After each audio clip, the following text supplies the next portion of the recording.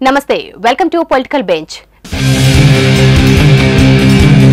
రాజకీయం సినిమాయిజం రెండు వేరు. సినిమాల్లో అగ్ర పదానికి వెళ్లిన వారు కూడా రాజకీయాల్లో ఫ్లాప్ అయిన వారు ఎందరో. ఇక చిరంజీవి లాంటి మెగాస్టార్ రాజకీయాల్లో ఇమడలేక అస్త్ర సన్యాసం చేసి రాజకీయాలను శాశ్వతంగా వదిలేశారు. ఇక జూనియర్ ఎన్టీఆర్ లాంటి వాళ్ళు అలా ప్రచారానికి వచ్చి భయపడి వెనక్కి వెళ్లిపోయారు. సినిమాల్లో వెలుగు వెలిగి రాజకీయాల్లోనూ వెలిగిపోదామని వచ్చిన తారా జువ్వలు తుస్సుమనడం కొనసాగుతోంది. తాజాగా మరో సినీ ప్రముఖుడు రాజకీయాలకు గుడ్ బై చెప్పేశాడు. ఇటీవల జరిగిన తెలంగాణ ఎన్నికల సమయంలో కాంగ్రెస్ పార్టీ తీర్థం పుచ్చుకున్న ప్రముఖ తెలుగు నిర్మాత బండ్ల గణేష్ సీటు దక్కకపోవడంతో హతాశుడయ్యాడు. తరువాత కాంగ్రెస్ అధికార ప్రతినిధిగా తెలంగాణ రాష్ట్ర సమితి కేసీఆర్ పాలనపై సంచలన కమెంట్లతో వార్తల్లో నిలిచారు. కాంగ్రెస్ అధికారంలోకి రాకపోతే గొంతు కోసుకుంటానన్న ఈయన డైలాగ్ వైరల్ గా మారింది.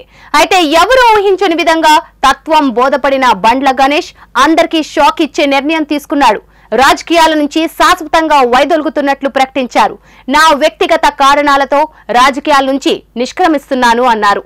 నాకు అవకాశం కల్పించిన రాహుల్ గాంధీకి, ఉత్తమ్ గారికి కృతజ్ఞతలు. ఇక నుంచి నేను ఏ రాజకీయ పార్టీకి సంబంధించిన వాడిని కాదు.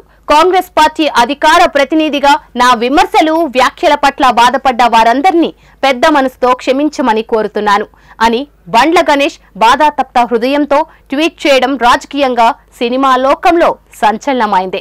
బండ్ల గణేష్ రాజకీయాల నుంచి వైదొలగడంపై సోషల్ మీడియాలో పెద్ద రచ్చే జరుగుతోంది.